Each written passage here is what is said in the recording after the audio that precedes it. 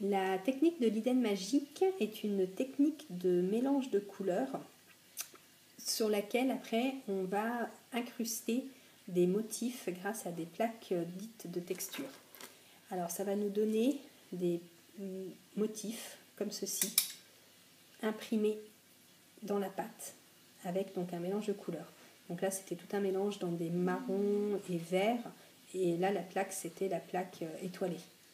Là on a tout un mélange qui était dans du jaune, noir, et c'est pareil, on reconnaît qu'il y a eu des motifs marqués au niveau de la pâte.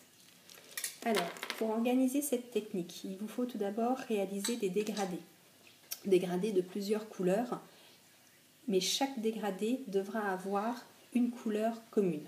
Donc là, moi j'ai préparé plusieurs dégradés qui ont tous en commun au centre du gris dauphin. Gris dauphin, c'est le gris qui est très clair.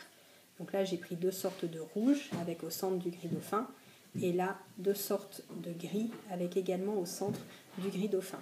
Donc on va faire donc à chaque fois des dégradés, donc en prenant une couleur commune à l'ensemble, et donc à chaque fois, là par exemple, donc, rouge et gris, un autre rouge et gris, un gris, le gris commun et un gris plus foncé, et celui-là c'était aussi donc le gris commun, un gris plus foncé.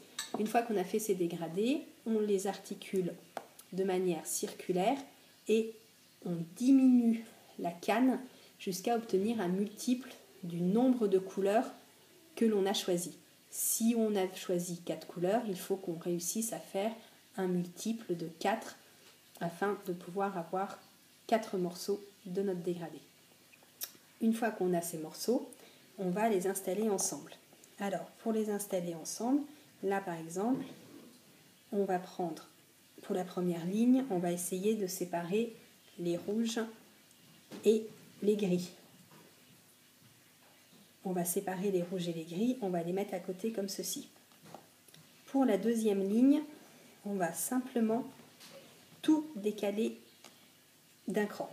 Donc là, voilà, là j'ai un de mes dégradés tout en gris, celui avec le rouge foncé, un autre dégradé gris, celui avec le rouge clair. Pour la deuxième ligne, on va décaler tout le monde. Alors, ce qui est important, c'est d'essayer de garder quand même vos petits morceaux ensemble, de manière à ce que comme ça, vous retrouviez facilement, parce que des fois, surtout quand on prend des couleurs qui sont proches, une fois qu'on les a dégradées, on a du mal à retrouver qui est qui. Donc si on les laisse bien en petits paquets, on sait bien qui est qui. Donc, je reprends le gris qui était en première ligne, je vais le mettre en deuxième. Celui qui était donc en première position, première ligne, il passe sur la deuxième ligne en deuxième position.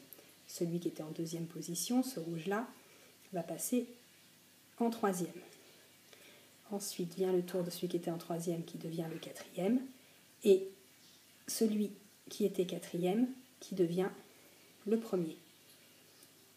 Pour la troisième ligne, celui qui était ici premier repasse en deuxième. Celui-ci qui était deuxième repasse en troisième. Celui qui était troisième repasse en quatrième. Et celui qui était quatrième repasse en premier. Dernière ligne, on décale toujours. Donc celui qui était premier redevient deuxième. Celui qui était deuxième, troisième. Celui qui était troisième, quatrième. Et le dernier redevient le premier. Voilà, ça nous fait un damier comme ceci, où on retrouve les mêmes couleurs en diagonale. Alors une fois qu'on a ce damier, on va l'arranger comme ceci, égaliser un petit peu les bords, compacter tout ça, puis on va venir écraser dans la diagonale notre ensemble, en faisant en sorte d'avoir la diagonale. Il y a vraiment une des diagonales, celle où là, par exemple, moi j'avais en première ligne mon gris, qu'ici je retrouve en quatrième ligne. Ça, on le laisse vraiment en diagonale. Et ce qu'on va écraser, c'est les pointes qui sont de couleurs différentes. Et donc notre ligne de gris, là, s'aplatit. Donc voilà, comme ceci. On aplatit, on aplatit, on aplatit. Parce qu'en fait, il va falloir réussir à passer tout ça dans la machine à pâte. Donc, on aplatit bien tout le monde, de manière à ce que ça puisse se faire entraîner dans la machine. On ouvre sa machine au maximum et on vient passer tout le monde dans la machine au plus épais.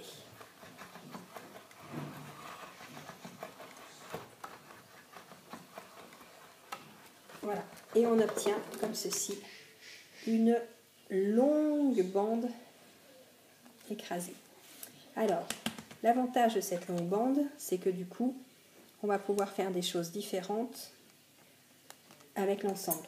Vous allez pouvoir choisir de faire avec une sorte de plate de texture une première partie et puis refaire avec une autre partie d'autres choses. Donc là maintenant je vais vous montrer comment on texture et comment ensuite on fait les perles. Je prépare pour cela déjà des supports par exemple noirs, car là moi j'ai un ensemble qui va être quand même relativement noir-rouge, donc je pense qu'après je vais faire des perles noires sur lesquelles je poserai le mélange, des perles rouges. Mais ce qui est donc bien, c'est qu'avec une seule technique de départ, on va pouvoir avoir des perles très différentes. On va prendre donc plaques de texture, ce sont des plaques qui ont des motifs. On peut trouver des fois dans certains emballages de charcuterie les supports en plastique qui ont des petits motifs, ça peut servir. Ou sinon, bah voilà, il existe les vraies plaques de texture. Alors, on va poser notre plaque. Là, on peut la poser dans n'importe lequel des deux sens. Soit on va venir imprimer le motif.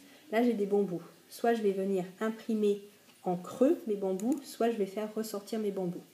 Moi, je préfère faire ressortir parce que quand après on va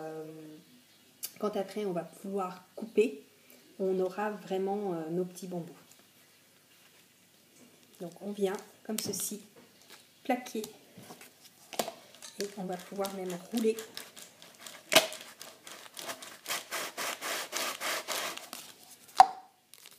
Voilà, on vient vraiment écraser notre plaque. À ne pas hésiter entre deux utilisations à talquer un peu les plaques. Ça permet que ça se redécolle de manière plus évidente la fois suivante.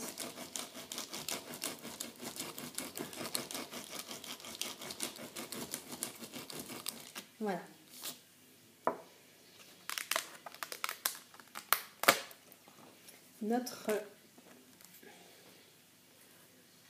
Notre ensemble est maintenant texturé.